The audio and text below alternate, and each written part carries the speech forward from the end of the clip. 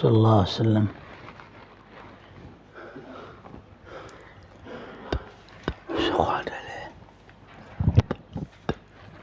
استغفر اللہ واتوب الیہ.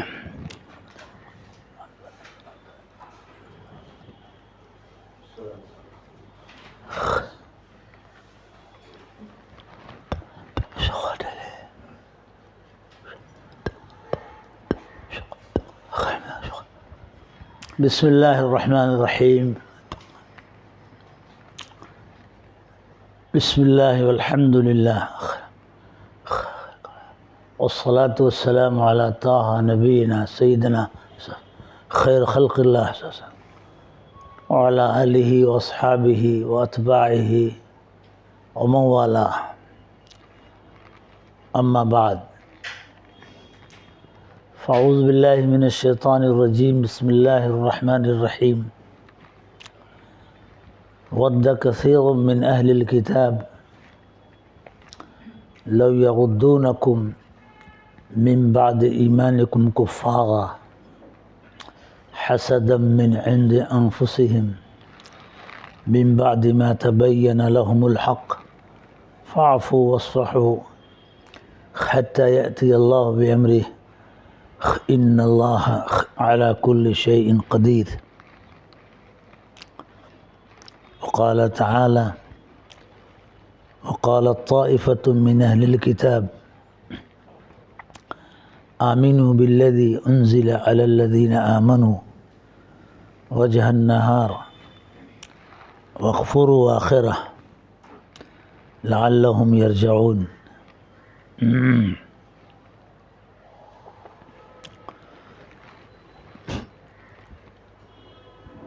وقال تعالی ومن یبتغ غیر الاسلام دینا فلن يقبل منه وهو في الآخرة من الخاسرين. وقال تعالى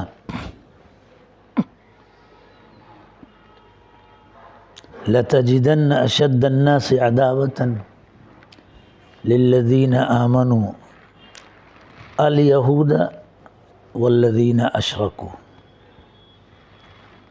وقال تعالى وقال الذين كفروا لا تسمعوا لهذا القرآن والغوا فيه لعلكم تغلبون. صدق اللہ العظیم.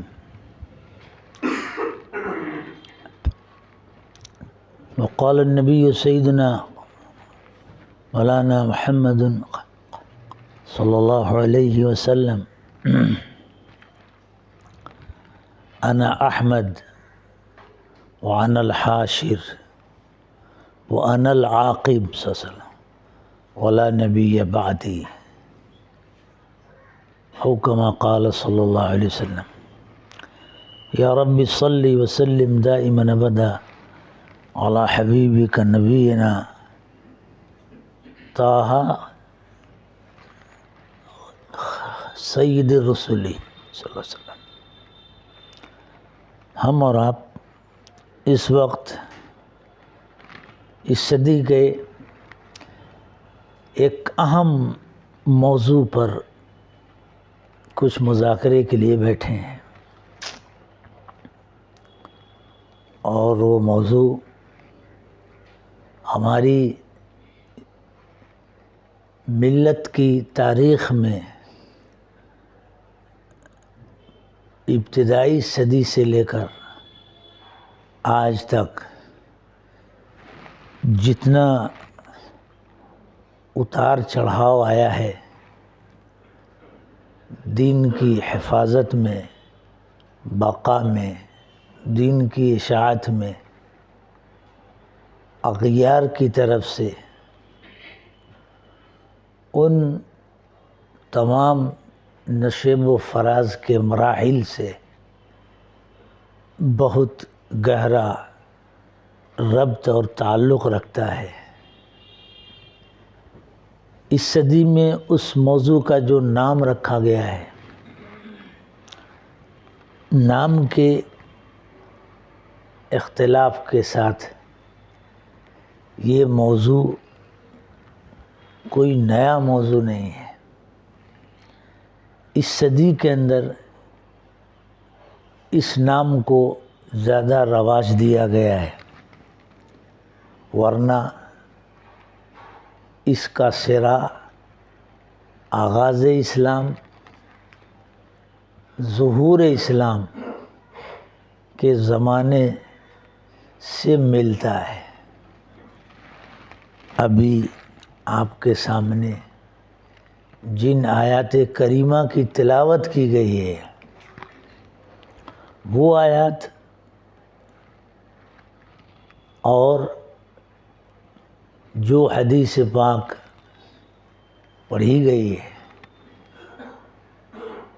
ان سب کی روشنی میں اس موضوع کی اہمیت کا اندازہ ہوتا ہے کہ قرآن جو ابدی نسخہ ہدایت ہے، اور حضرت نبی پاک سیدنا محمد رسول اللہ صلی اللہ علیہ وسلم کا سب سے تابناک، مؤثر اور زندہ جاوید ابدی معجزہ ہے صداقت رسالت پر، اس معجزے کی طاقت، اہمیت کا اندازہ ہوتا ہے کہ آج سے 1500 سال پہلے ہی ان آیات میں وہ اشارے دے دیے گئے، اور اشارے نہیں بلکہ واضح ہدایات دے دی گئیں تاکہ ہم ان دشمنوں سے اور ان کی حرکتوں سے ہوشیار رہیں، اور ان کے مقابلے میں جو قرآن نے تعمیر کا، حفاظت کا نسخہ بتایا ہے، اس کو اختیار کریں تاکہ بچ سکیں، ان پر غالب آ سکیں۔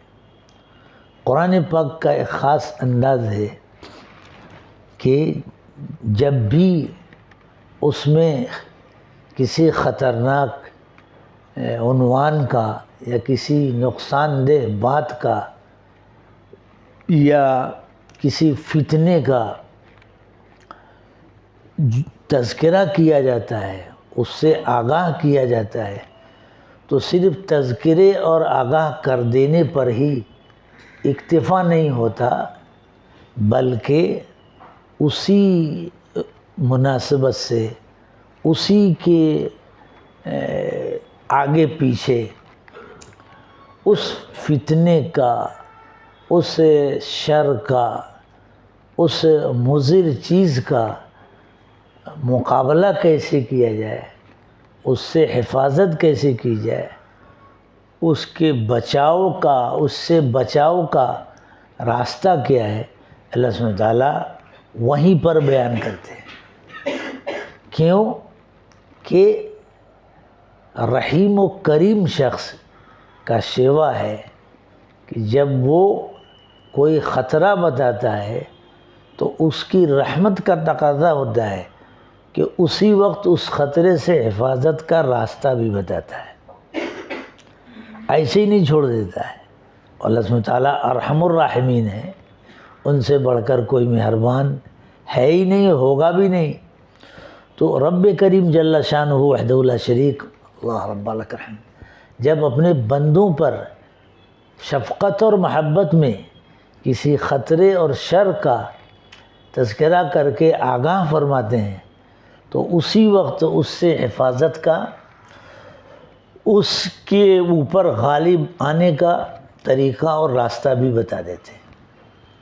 پورے قرآن پاک میں آپ دیکھیں گے تو یہ چیز فوراً ملے گی، وہیں ملے گی کہ اس سے حفاظت کا راستہ کیا ہے۔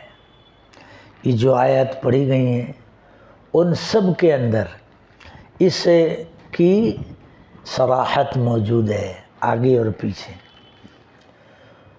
تو جو عنوان ہم اس وقت اختیار کیے ہوئے ہیں، اس آج کی صدی میں اس کو الغزو الفکری کا عنوان دیا جاتا ہے۔ وہ غزو الفکری کے معنی فکری الغار کے آتے ہیں۔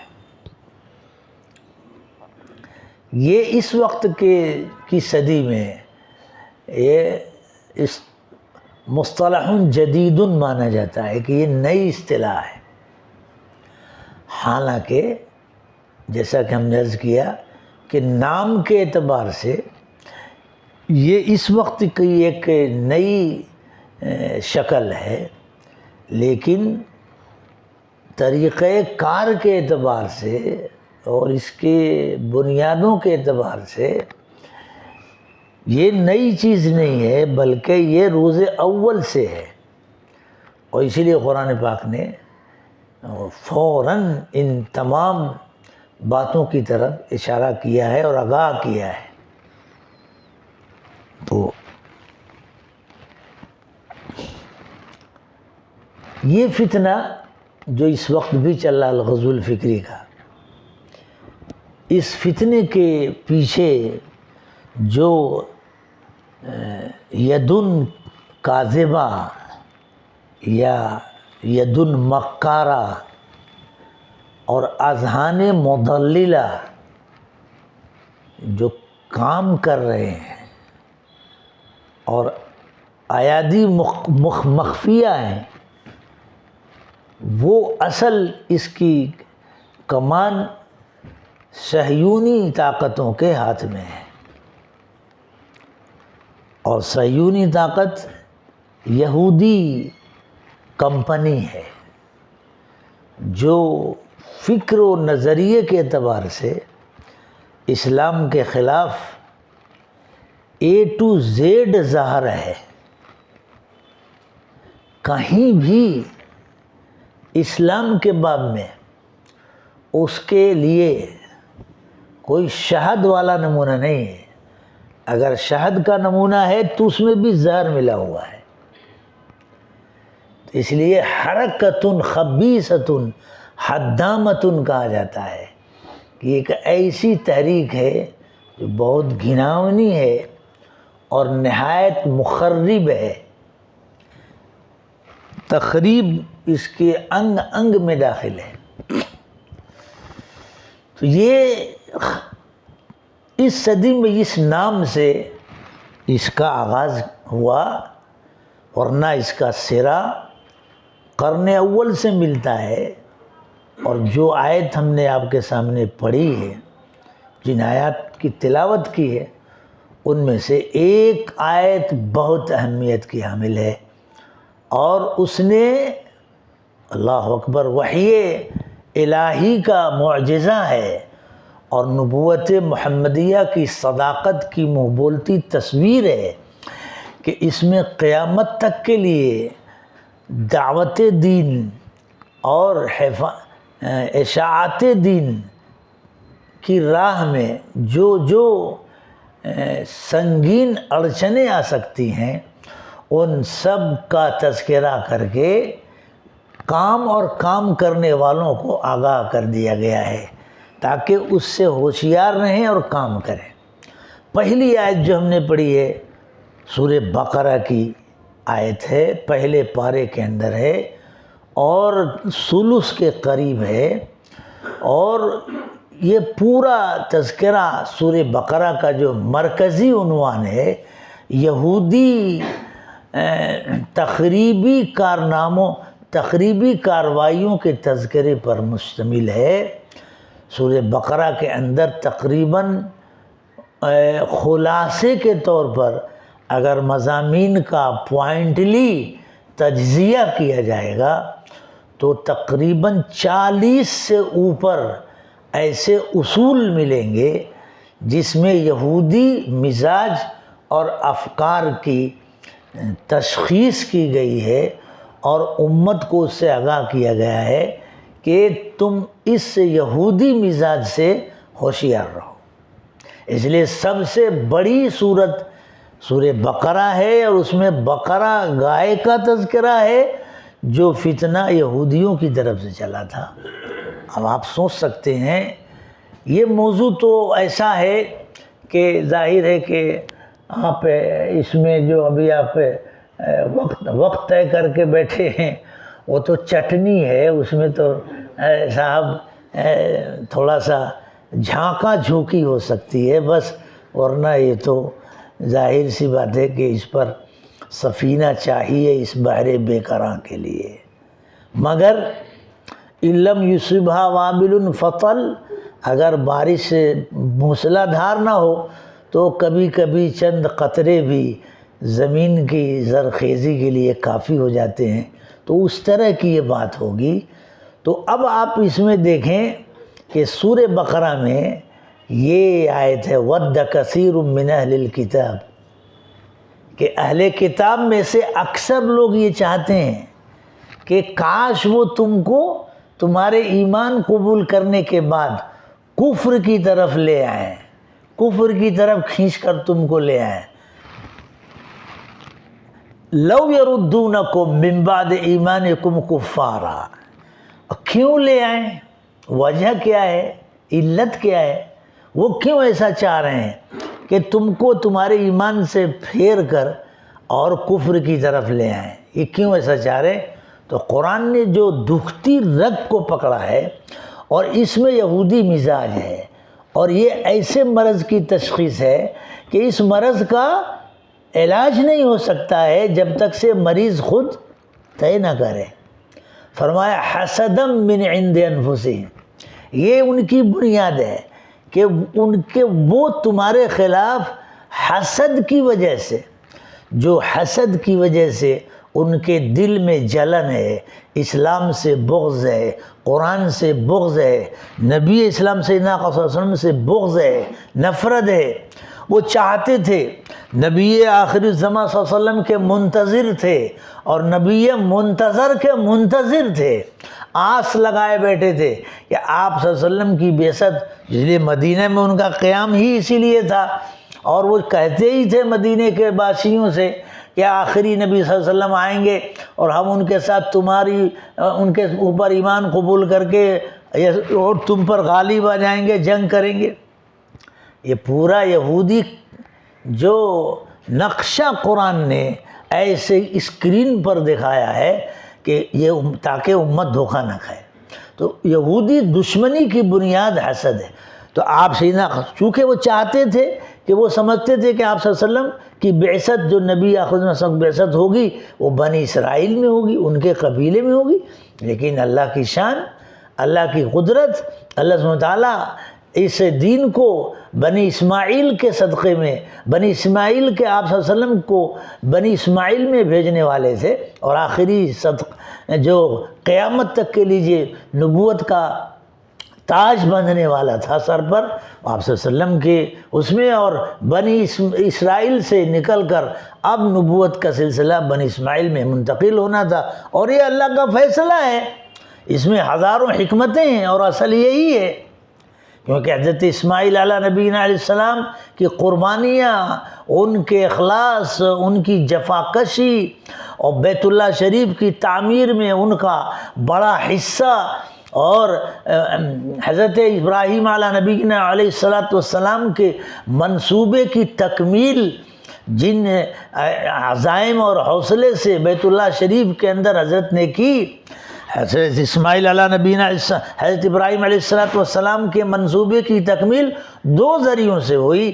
ایک تو حضرت اسحاق علیہ السلام جو شام کے خطے میں تھے، بیت المقدس کے علاقے میں تھے، اور دوسرے حضرت اسماعیل علیہ السلام جو بیت اللہ شریف میں تھے۔ تو اللہ کا فیصلہ، اور یہ دعائے ابراہیمی کا صدقہ ہے۔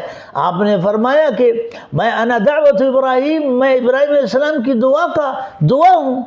روایت میں آتا ہے، ہمارے حضرت رحمۃ اللہ علیہ نے ایک واقعہ بیان فرمایا تھا، میں نے حضرت سے سنا تھا کہ ایک مرتبہ حضرت سیدنا ابراہیم علیہ السلام تشریف رکھتے تھے، تو حضرت سارہ رضی اللہ عنہا نے حضرت حضرت ابراہیم علیہ السلام سے کہا کہ حضرت اسحاق کے لیے دعا کر دیجئے۔ تو حضرت نے فرمایا اچھا، اللہ سبحانہ وتعالیٰ اسحاق کی اولاد میں نبیوں کو بھیجے۔ تو آپ دیکھ لیجئے نبوت کا ایک بڑا سلسلہ حضرت اسحاق علیہ السلام کی نسل میں، خاندان میں چلا۔ حضرت اسحاق علیہ السلام، یعقوب علیہ السلام، یوسف علیہ السلام، وہ بڑا لمبا سلسلہ. تو وہیں پہ حضرت حاجرہ بھی تشریف رکھتی تھیں. تو حضرت حاجرہ نے بھی عرض کیا کہ حضرت سیدنا ابراہیم علیہ السلام سے کہا کہ حضرت اسماعیل بھی تو آپ کی اولاد ہیں, ان کے لیے بھی دعا کر دیجئے.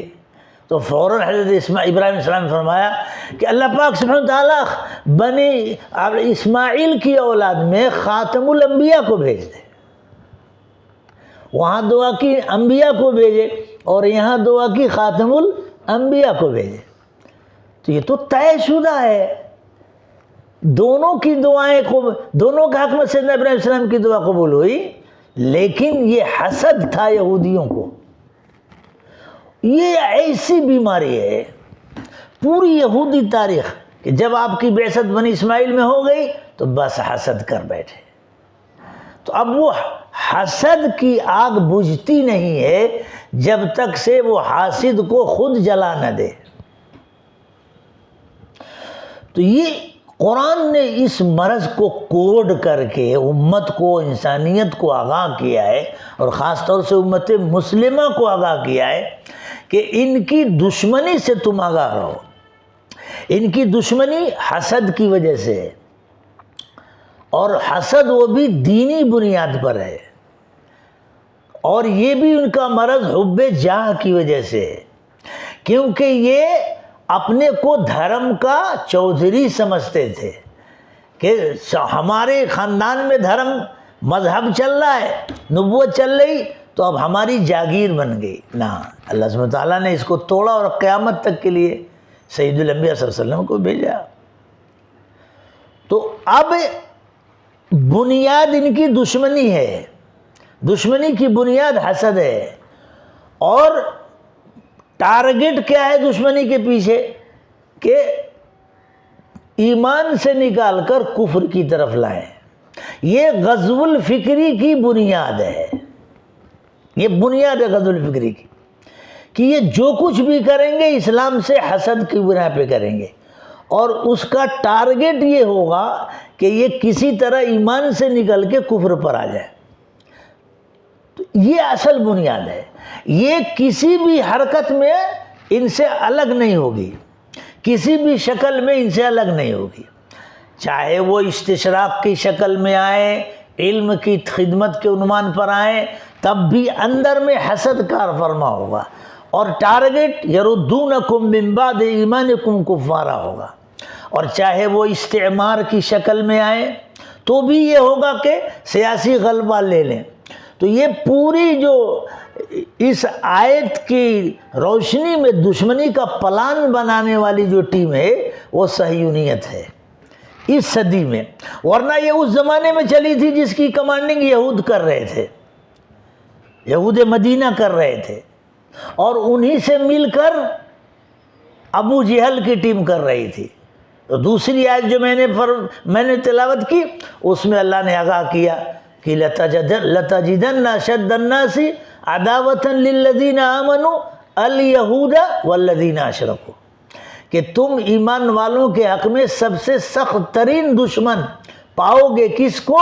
یہودی کو اور الذین اشرکوا مشرکین کو. تو یہودی اور مشرک دونوں مل جائیں گے اسلام دشمنی میں. چنانچہ بدبخت ابو جہل جو مخالف ہوا تھا وہ بھی حسد میں مخالف ہوا تھا. اس نے بھی انکار کیا نعوذ باللہ سیدنا مولانا صلی اللہ علیہ وسلم کی نبوت کا, تو حسد میں اور حب جاہ میں. اس کے بارے میں کسی نے واقعات میں آتا ہے کہ بدبخت ابو جہل سے کسی نے پوچھا کہ تم نہیں جانتے, تم حضرت سیدنا محمد صلی اللہ علیہ وسلم کو کیوں نہیں مانتے؟ کیا تم نہیں جانتے کہ آپ سچے ہیں؟ جو ہستی کبھی مخلوق اور کسی مخلوق کے بارے میں کبھی کوئی جھوٹ نہیں بولی نعوذ باللہ, تو آپ سیدنا صلی اللہ علیہ وسلم کبھی اللہ کے بارے میں جھوٹ بولیں گے؟ کیا تم نہیں جانتے کہ سب سے سچے آپ ہیں مخلوق میں سب سے؟ تو بدبخت ابو جہل بھی یہی بولا کہ تو میں بھی جانتا ہوں کہ آپ سچے ہیں. تو پھر کہا جب تم جانتے ہو کہ آپ سچے ہیں تو پھر کیوں نہیں مان؟ تو کہا ہماری اور ان کی قبیلے کی لڑائی زمانے جاہلیت میں چلتی تھی, تو وہ جو بھی شرف لاتے تھے ہم اس کے مقابل میں کوئی دوسرا مقام لے آتے تھے، مگر اب وہ بیچ میں نبوت لے آئے تو اس کا توڑ ہمارے پاس ہے ہی نہیں، اس لیے ہم نہیں مانیں گے۔ تو حسد میں آیا، حب جاں میں آیا۔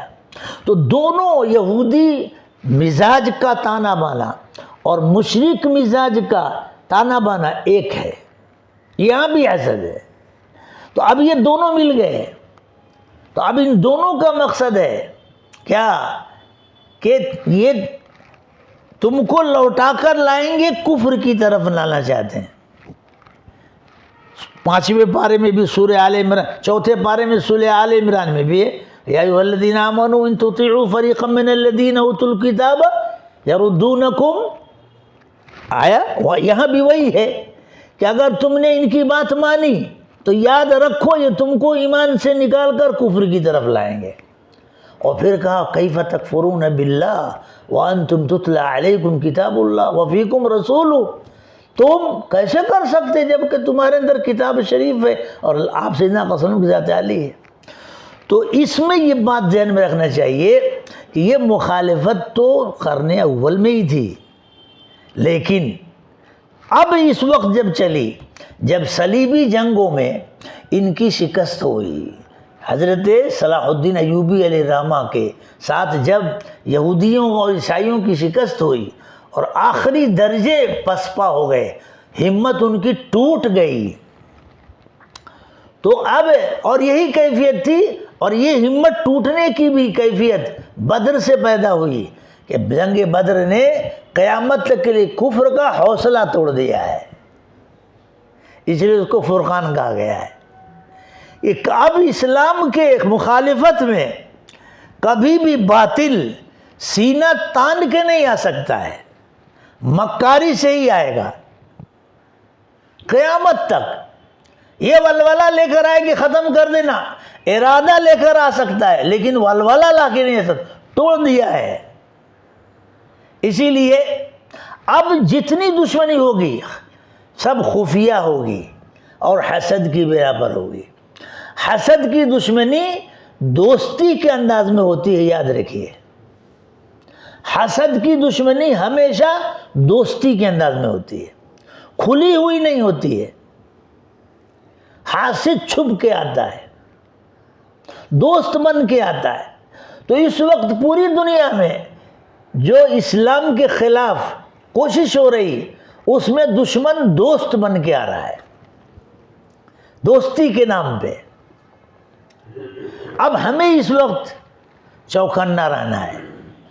حضرت جی رحمۃ اللہ علیہ، حضرت جی مولانا یوسف صاحب رحمۃ اللہ علیہ تشریف لے گئے تھے حرمین شریفین، تو اس وقت زیادہ بھیڑ نہیں رہتی تھی، اس وقت کی بات ہے۔ حضرت ملتزم پہ چمٹ کر دعا مانگ رہے ہیں کھڑے ہو کے، ساتھی احباب بھی تھے، اس میں حضرت مفتی زین العابدین صاحب رحمۃ اللہ علیہ بھی تھے، پاکستان والے۔ یہ واقعہ ہم کو ہمارے حضرت رحمۃ اللہ علیہ، حضرت مولانا شاہ منیر احمد صاحب نور اللہ مرقدہ نے بیان فرمایا۔ حضرت نے فرمایا کہ اب سب بھی ساتھ میں ملتزم پہ دعا مانگ رہے ہیں، لیکن دعا مانگ رہے، حضرت جی بھی مانگ رہے ہیں، اب مانگتے مانگتے ساتھی تھک گئے، بیٹھ گئے، مفتی صاحب بھی بیٹھ گئے اور بھی بیٹھ گئے، حضرت جیسی چمٹ کے رو کے مانگ رہے ہیں، سب تھک گئے، وہ حضرت جی چمٹے ہوئے ہیں اور رو رو کے مانگ رہے ہیں، رو رو کے مانگ رہے ہیں۔ آخر میں حضرت مولانا زین العابدین صاحب رحمۃ اللہ علیہ حضرت جی رحمۃ اللہ علیہ کے پاس گئے، کہا حضرت بس، حضرت بس ہو گیا، اللہ نے سن لیا، حضرت اب بس کر دیجیے، اب اتنی دیر سے آپ بھی تھک گئے ہیں۔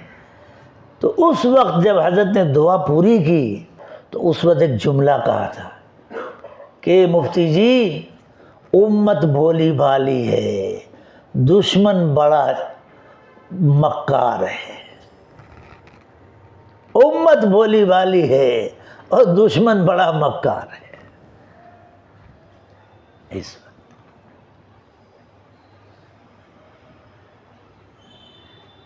ہم اپنے بچوں کے سامنے اس پر ایک شعر کہا کرتے ہیں، کیا کھلونا دے کے بہلایا گیا ہوں، تمناؤں میں الجھایا گیا ہوں۔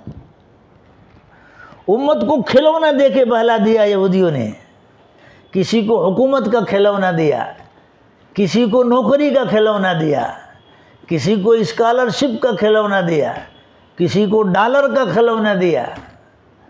یہ کھلونا دے کے بہلایا گیا ہوں اور تمناؤں میں الجھایا گیا ہوں۔ ہر ملک کو ایک نہ ایک تمنا دے کے الجھا دیا ہے۔ تو یہ ان کی صلاح الدین ایوبی علیہ الرحمہ کے میدان میں شکست فاش کے بعد انہوں نے سوچا کہ اب اسلام پر حملہ حربن باردہ کے ساتھ کیا جائے، سرد جنگ کے ساتھ کیا جائے۔ حربن حارہ بھی نہیں کر سکتے، گرم جنگ میں نہیں کر سکتے۔ اب اگرچہ گرم جنگ بھی شروع کر دی پھر سے، لیکن اصلاً حربن باردہ تھا۔ اس میں انہوں نے غزو الفکری کو اختیار کیا۔ غزو الفکری پرانی 1400 سال کی تاریخ، قرآن کی آیتوں کو سامنے رکھ کر انہوں نے کیا۔ تو اب دوستی کا روپ دیا، خیرخواہی کا روپ دیا، اور غزو الفکری میں فکری الغار کیا۔ کیوں فکری الغار کیا؟ یہ کھول کے نہیں کہا کہ تم اسلام چھوڑ دو، یہ کھول کے نہیں کہا کہ تم حج کو مت جاؤ، یہ کھول کے نہیں کہا کہ تم نماز مت پڑھو، یہ کھول کے نہیں کہا کہ تم صاحب روزہ مت رکھو، کھول کے نہیں کہا، مگر ایسی اندر سے زہریلی تدبیر کر کے فتنہ اور حملہ لے آئے کہ امت خود بخود ان چیزوں سے الگ ہو جائے گی، خود بخود اسلام سے الگ ہو جائے گی، خود بخود اعمال سے الگ ہو جائے گی، خود بخود۔ یہ فکری الغار کیا۔ کیوں کہ علامہ اقبال علیہ الرحمہ نے اس راز کو کھولا تھا اپنے ایک شعر میں کہ قوت فکر و عمل پہلے فنا ہوتی ہے، پھر کسی قوم کی شوکت پہ زوال آتا ہے۔ پہلے قوت فکر و عمل، دو، قوت فکر اور قوت عمل دونوں کو ختم کیا۔ فکر بدلے گی تو عمل خود بدل جائے گا، کیونکہ انسان کے مزاج میں ہے کہ انسان کی عملی طاقت اس کی فکری طاقت کے تابع ہوتی ہے۔ جیسی فکر ہوگی عمل کی طاقت اسی پر خرچ ہوگی۔ تو انہوں نے خود یہ حملہ چالو کیا کہ اسلام کے خلاف فکری الغار کرو۔ اسی کو حضرت مفکر اسلام علیہ الرحمہ کی نہایت ہی جامع تعبیر میں فکری ارتداد کا حملہ کیا، کیونکہ فکری ارتداد جہاں شروع ہوا عملی ارتداد خود بخود ہو جائے گا۔ یہی کیا۔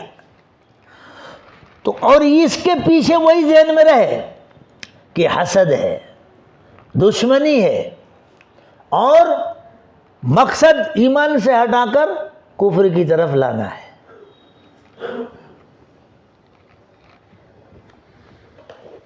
الحمدللہ صلی اللہ علیہ وسلم۔ تو اب انہوں نے دو چیزیں سامنے رکھی۔ فکری غزو الفکری میں دو پارٹ ہیں، حملے دو طرح کے ہوئے ہیں۔ ایک حملے کا نام حملات التشویح ہے، اور اس سے زیادہ سخت حملہ حملات التغریب ہے۔ یہ بہت خلاصے میں خلاصہ ہم آپ کو بتا رہے ہیں۔ حملات التشویح، تشویح کے معنی آتے ہیں شوہ سے صورت کو مسخ کر دینا، کسی کی تصویر بگاڑ دینا، یعنی حقیقت کو توڑ مڑوڑ کے پیش کرنا۔ بات کچھ ہو اور اس کو کچھ بنا کے پیش کیا جائے، مطلب سچ میں جھوٹ کی آمیزش کر دی جائے اور اس کو پیش کیا جائے، یہ تشبیہ کا عملہ ہے۔ پورے غزو الفکری کے حملے دو پارٹ پہ ہیں، ایک حملات التشویح ہے اور اس سے زیادہ سنگین حملات التغریب ہے۔ تو حملات التشویح میں حقائق کو مسخ کر کے پیش کرنے کا حملہ ہے، اس کا نشانہ نمبر 1 پر قرآن پاک کے خلاف ہے، نمبر 2 پر حدیث پاک کے خلاف ہے، نمبر 3 پر ذات علی صلی اللہ علیہ وسلم کے خلاف ہے، نمبر 4 پہ اسلام کے نظام زندگی کے خلاف ہے، نمبر 5 پہ اسلامی تاریخ کے خلاف ہے، اور نمبر 6 پہ اسلامی اور مسلمانوں کے کارناموں کے خلاف ہے، جس کو علمی اصطلاح میں تراث کہا جاتا ہے۔ تراث، التراث العلمی، التراث الفکری، التراث الحضاری، کہ مسلمانوں کا جو بھی کارنامہ ہے، چاہے ان کا فکری کارنامہ ہو، علمی کارنامہ ہو، تہذیبی ثقافتی کارنامہ ہو، تعمیراتی کارنامہ ہو، جو بھی خدمت ہو، ان سب کے خلاف یہ، اور اسلامی نظام زندگی کے خلاف، کہ اسلام نے جو زندگی کا نظام دیا ہے، جس کی طرف اشارہ میں نے کل رات کیا تھا کہ نظام محمدی میں 2 چیزیں ہیں، اس سے پرامن معاشرہ بحال ہوگا، اس کے بغیر زندگی کا مسئلہ حل نہیں ہو سکتا ہے۔ تو اسلامی نظام زندگی کے خلاف یہ تشویح کا حملہ ان تمام چیزوں کے خلاف ہے، کہ ان تمام چیزوں کے خلاف حقائق کو مسخ کر کے پیش کرو، توڑ مڑوڑ کے پیش کرو۔ اسی میں عربی زبان کے خلاف بھی آ گیا ہے۔ یہ اتنا حملہ، اسلام کا اب کوئی پہلو باقی نہیں رہا۔ جتنی چیزیں ہو سکتی ہیں نا 1400 سال 1500 سال کی تاریخ میں، سب کے خلاف تشویح کا حملہ ہے۔ تو قرآن کے خلاف ایسی باتیں کہیں کہ اس کے اوپر سے یقین ختم ہو جائے۔ تو یہ حملے کا نشانہ ہے، میدان ہے۔ تشویح، حقائق کو مسخ کرو اور توڑ مڑوڑ کے پیش کرو۔ اب ان حملے کا مقصد کیا ہے؟ کیوں ان کے خلاف حقائق کو مسخ کر کے پیش کرو؟ کیوں ان کے خلاف جھوٹ کو سچ میں ملاؤ اور جھوٹ کو غالب کرو؟ آخر کیوں؟ تو اس کے پیچھے ٹارگٹ چند چیزیں ہیں۔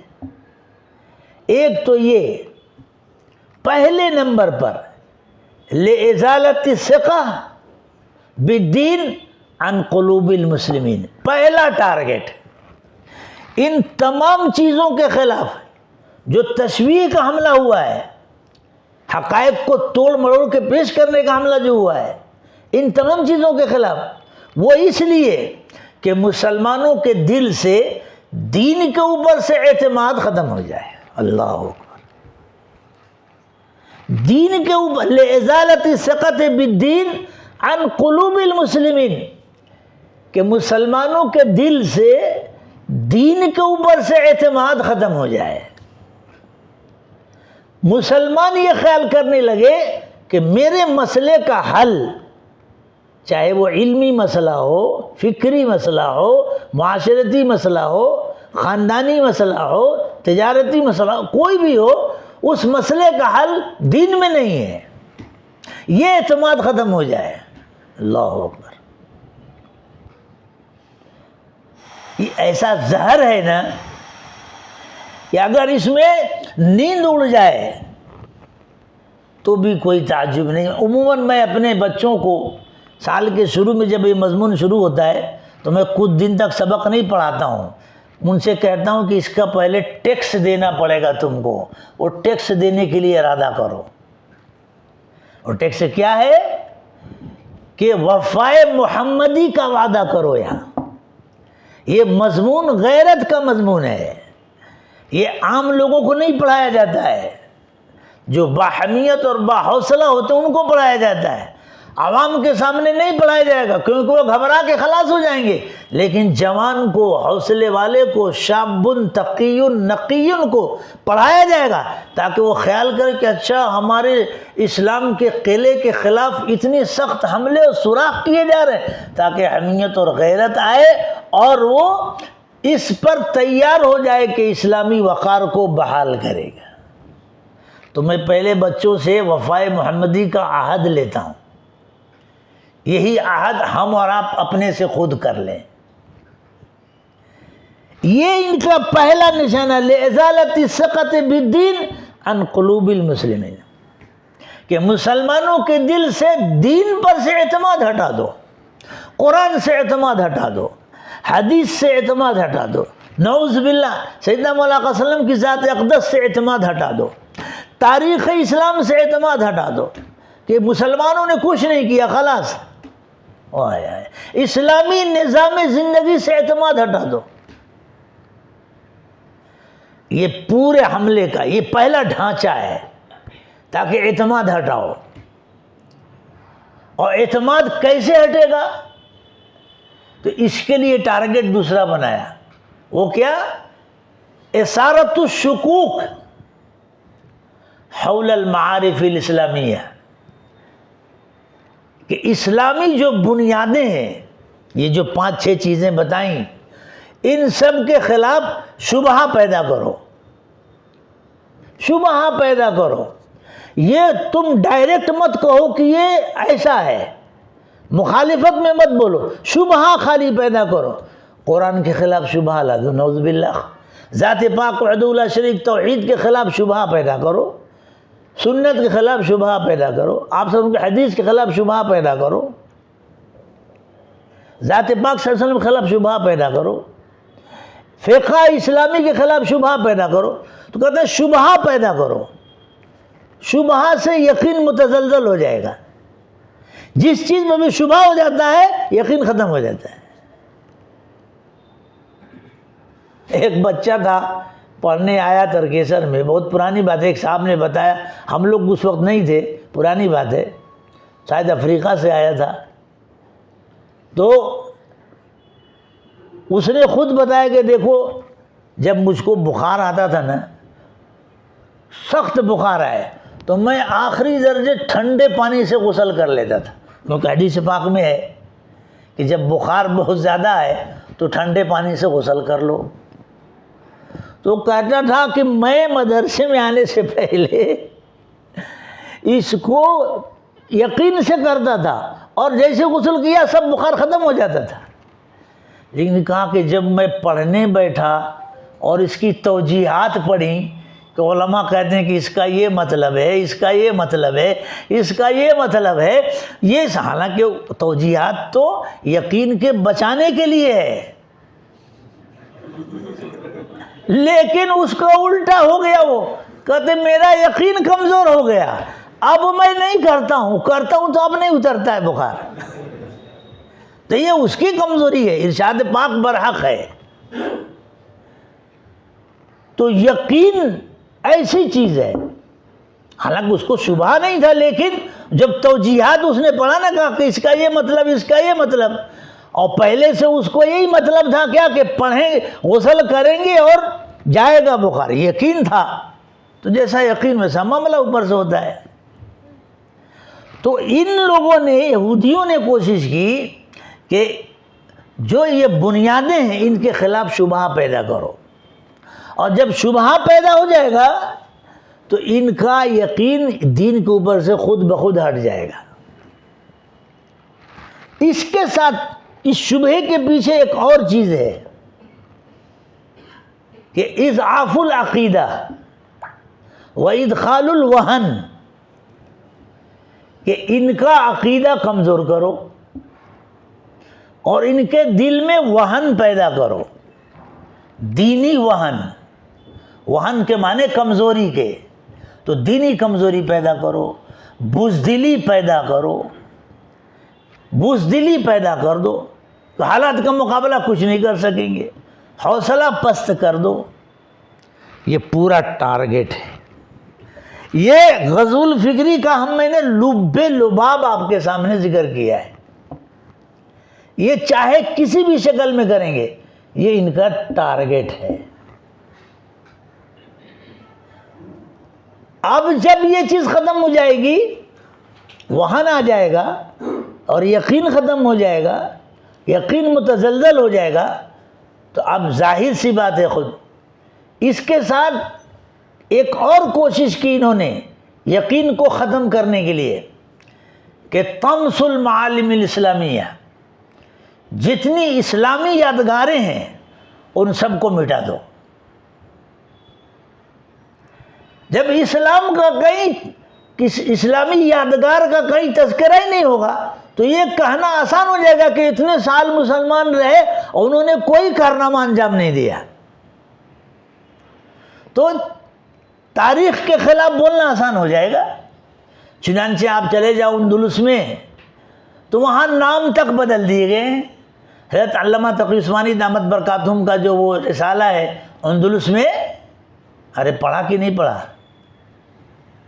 چند روز پڑھنے لائق ہے، عجیب و غریب رسالہ ہے۔ وہ تو ایسا رسالہ ہے نا کہ جب میں نے پڑھا نا تو میں نے اس پہ حاشیہ کئی جگہ لگایا ہے۔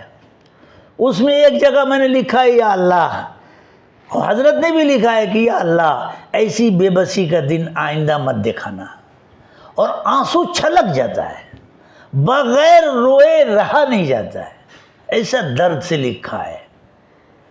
کہا کہ وہ سارے نام چینج کر دیے، اگر عربی پڑھ کے نہ گئے ہوتے تو سمجھ نہیں سکتے تھے کہ یہ اسلامی یادگار ہے، نام بدل دیا۔ وہی اور جگہ بھی ہو رہا ہے، انڈیا میں جو ناموں کی تبدیلی کا جو چلا ہے نا سلسلہ، وہ اسی کا شخصانہ ہے کہ کہیں سے مسلمان اور اسلامی تہذیب کی بو نہ ہے۔ جب یہ چیز ہو جائے گی تو یہودیوں کو کہنے کا موقع ملے گا کہ مسلمانوں نے زندگی کے میدان میں کچھ نہیں کیا ہے۔ تو اس طرح سے ان کے اندر دین سے اعتماد ختم ہو جائے گا۔ اور دوسرا کام انہوں نے یہ کیا کہ منع الناس عن الاقبال علی الاسلام، کہ عام لوگوں کو اسلام کی طرف آنے سے روکا، مسلمان کے دل سے یقین نکالا اور عام لوگوں کو اسلام کی طرف آنے سے روکا، یہ شبہہ پیدا کر کے اسلامی یادگاروں کو ختم کر کے اور یہ بدنام کر کے کہ دیکھو نا مسلمانوں نے کیا کیا، وہ تو خالی مخالفت کرتے ہیں، وہ شراب خوری اور یہ آخری درجے، ان کے جس ملک میں جاؤ نا دیکھو نا خالی مار دھاڑ ہے، جنگ ہے، لڑائی ہے، یہ تو آپس میں لڑتے ہیں، یہ باتیں کہہ کے لوگوں کو اسلام کی طرف رجحان کو روکا۔ یہ پورا یہودی پلان ہے اور یہ سب حملات التشویح کے ساتھ ہے۔ تو حملات التشویح میں یہ تمام چیزیں ملحوظ ہیں ان کے یہاں۔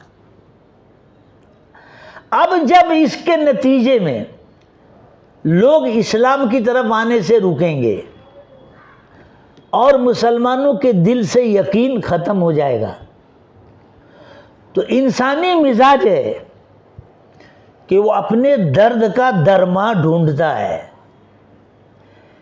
ایک چیز سے ہٹ جائے گا تو خالی ہٹے گا نہیں، وہ دوسری چیز کا سہارا ڈھونڈے گا، یہ انسان کی مزاج میں ہے۔ ایک چیز سے الگ ہوا تو فوراً ڈھونڈے گا کہ اوٹ لگانے کے لیے کوئی دوسری چیز چاہیے۔ تو جب اب لوگ اسلام سے رک گئے ان کے پروپیگنڈوں کے نتیجے میں، اور مسلمان خود متزلزل یقین ہو گیا، تو اب وہ خالی ہے، وہ خیال کرے گا کہ صاحب میرا کوئی مسئلے کا حل چاہیے، میرا کوئی سہارا چاہیے، اسی کو اصطلاح میں کہتے ہیں درد کا درما چاہیے۔ تو اب انہوں نے اس کے خلاف دوسرا حملہ کیا، وہ حملہ حملات التغریب کا ہے، تغریب کا حملہ، یعنی ہر چیز کو مغرب کے رنگ میں لانے کا حملہ، کہ فکر مغربی ہو جائے، لباس مغربی ہو جائے، اخلاق مغربی ہو جائے، قانون مغربی ہو جائے، تعلیم مغربی ہو جائے، طور طریقہ مغربی ہو جائے، کھانا پینا رہنا سہنا تہذیب ثقافت سب مغربی ہو جائے، اور مغربی یعنی یہودی ہو جائے، تو حملات التغریب شروع کیا، اور اسی زور کے ساتھ شروع کیا، اسی طاقت کے ساتھ شروع کیا، جس طاقت کے ساتھ حملات التشویق کیا ہے نا، اسی سے بلکہ اس سے زیادہ طاقت کے ساتھ مغرب بنانے کا حملہ کیا، کہ اب انسان خالی ہوگا تو میرے مسئلے کا حل کیا ہے، تو خط سے کہے گا کہ تم مغربی نظام قبول کر لو، اسلامی نظام تمہارے مسئلے کا حل نہیں ہے، تم خود کہہ رہے ہو، تو اب مغربی نظام قبول کرو، تو مغربی نظام جب قبول کرو گے تو تمہارے مسئلے خود حل ہو جائیں، تو خط سے وہ اس کو قبول کر لے گا، تو اب نام ہوگا مسلمان کا اور کام ہوگا سارا مغرب کا۔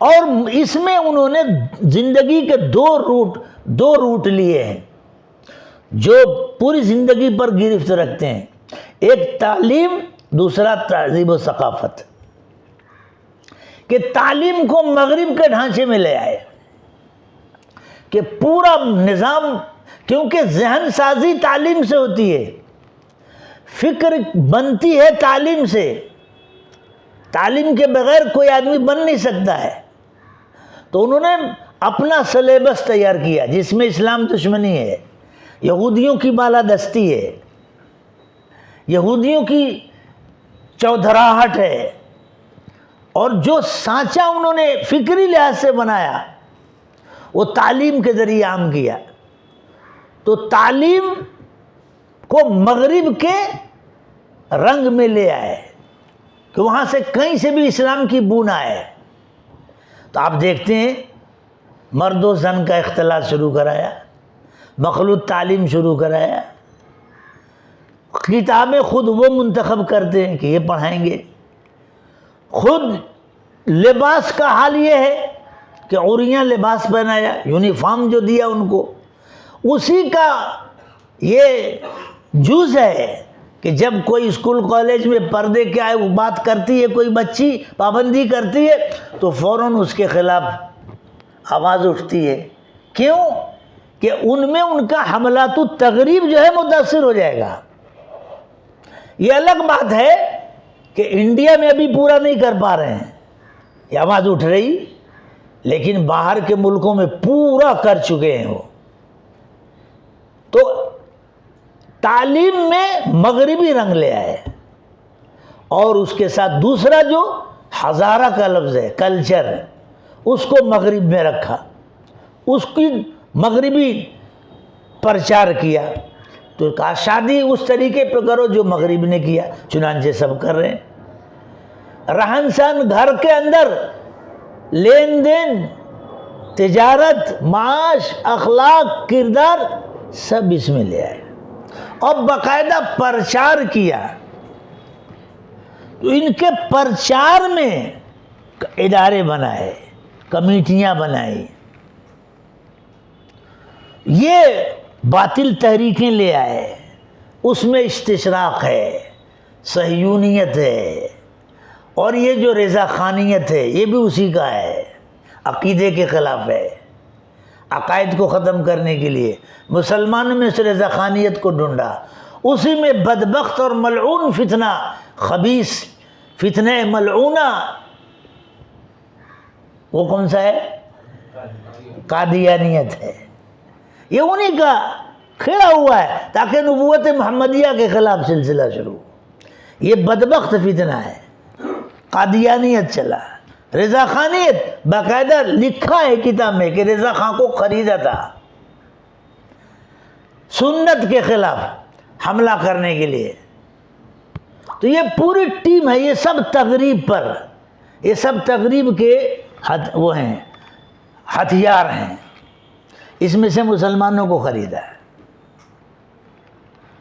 تو اب اور یہ حملہ اس لیے ہوا کہ وہ ازالہ پہلے کر چکے، یقین مٹا چکے، تو اب اس میں اتنے وہ کامیاب ہو چکے ہیں کہ پورے عالم اسلام پر غلبہ حاصل کر چکے، پنجہ جما چکے ہیں.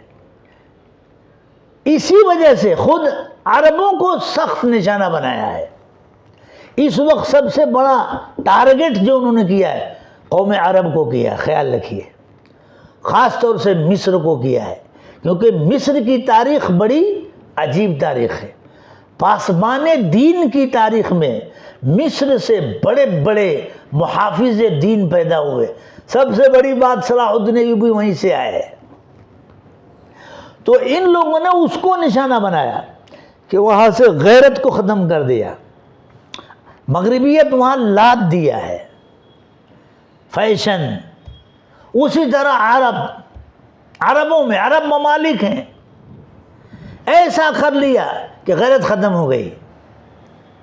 انہی میں ابھی جو چھوٹے بھیا صاحب ہیں، چھوٹے صاحب ہیں، چھوٹے میاں، وہ بھی اسی کے حال میں پھنس گئے. تو یہ ان کے حملے ہیں اور سخت حملے ہیں. اس پر ان کے سالانہ بہت بڑی مالیت خرچ ہوتی ہے، ابجو بجٹ پاس ہوتا ہے اس سب کے خلاف. اس سارے منصوبوں کو بروئے کار لانے کے لیے، چاہے تشویح کا حملہ ہو، تشویح کے حملے میں انہوں نے جو کمیٹیوں کو اختیار کیا ہے، اور یہ سب کی کمانڈنگ صہیونیت کر رہی ہے، صہیونیت کر رہی ہے، یہودیت اسلام کے خلاف، تاکہ اسلامی نظام ختم ہو جائے اور لوگ نعوذ باللہ اسلام سے ہٹ کر کفر پر آ جائیں. ان کو دنیا کی کسی طاقت سے کوئی خوف نہیں ہے، اگر خوف ہے تو اسلام سے. اسی لیے انہوں نے مشرکوں کو بھی کنٹرول میں کر لیا ہے، اور تو دونوں ایک ہی ہیں.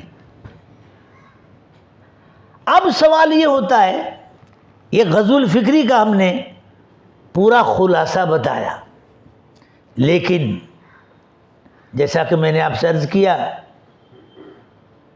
تو اب آیات جو میں نے پڑھی انہی آیات میں غزو الفکری کے طریقہ کار کا اشارہ ہے کہ یہودی کن کن شکلوں میں حملہ کریں گے.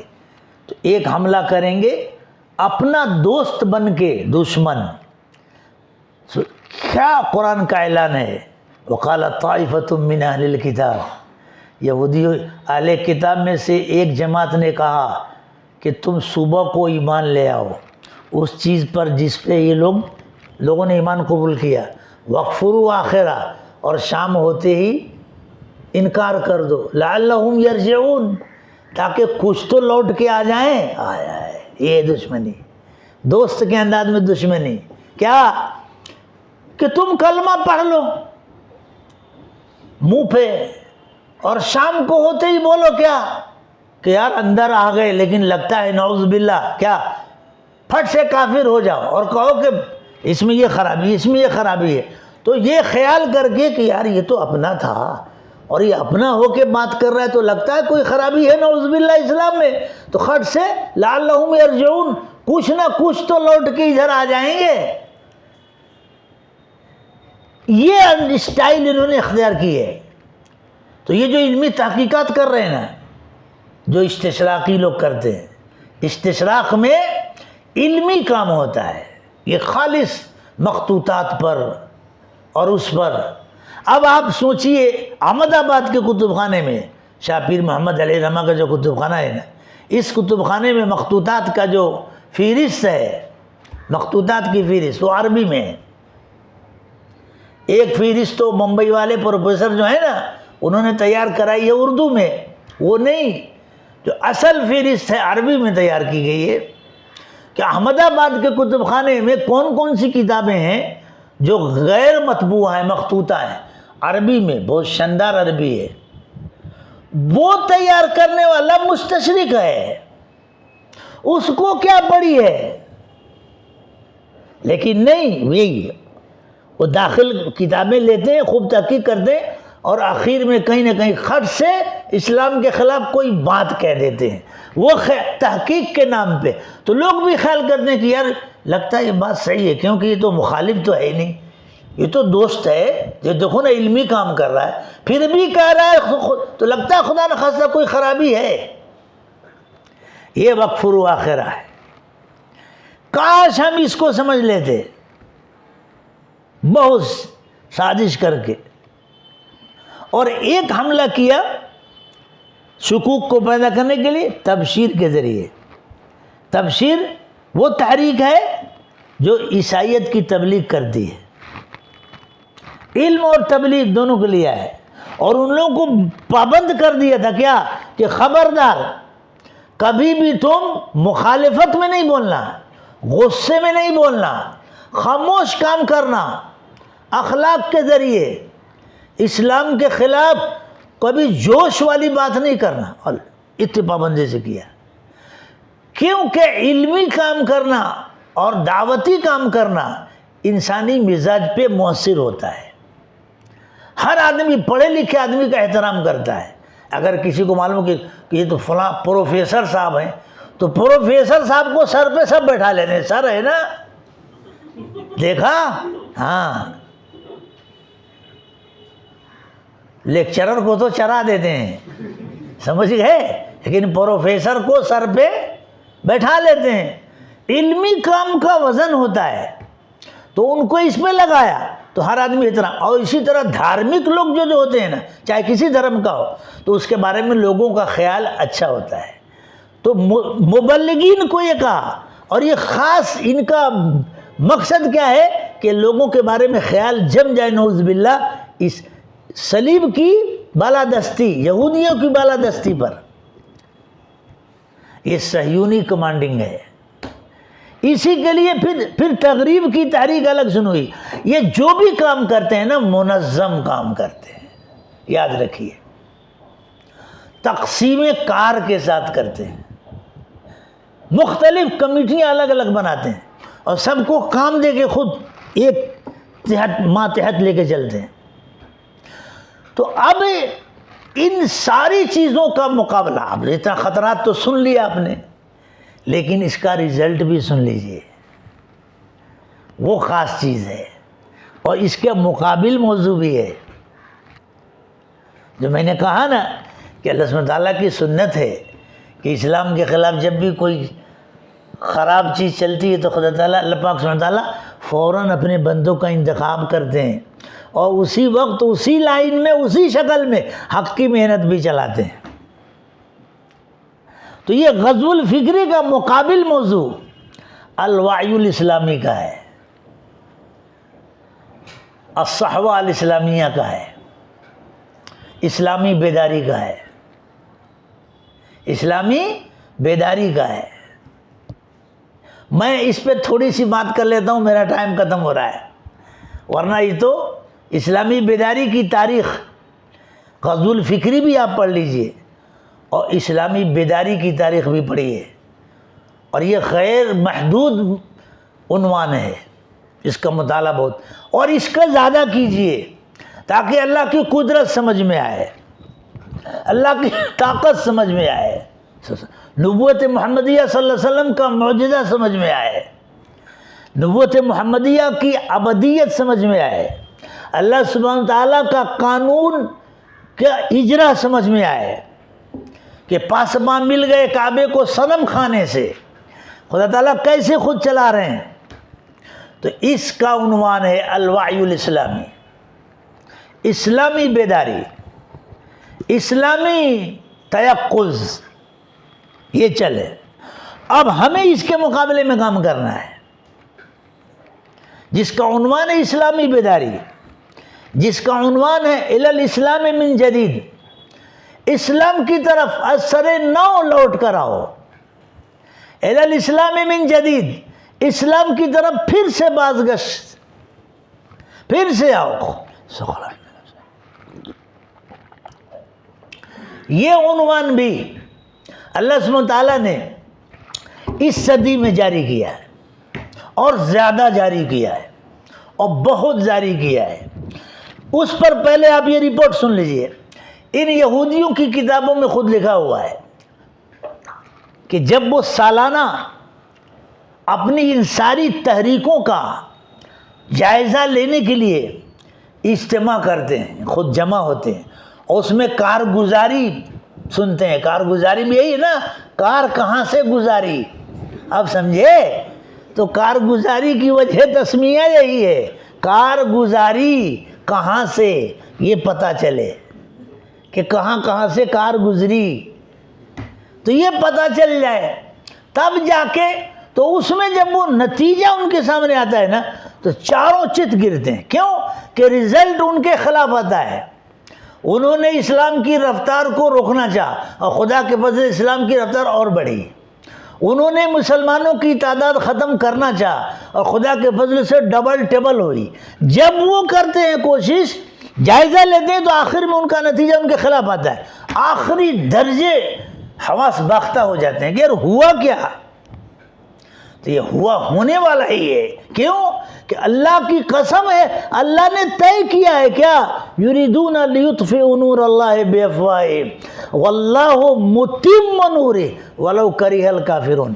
پوری غزو الفکری کی جو حرکت ہے اس کا اشارہ یریدون لیطفئوا نور اللہ بافواہہم آدھی آیت میں، اور پوری غزو الفکری کے مقابلے کا اشارہ اسی آیت کے آدھے حصے پر ہے، واللہ متم نورہ.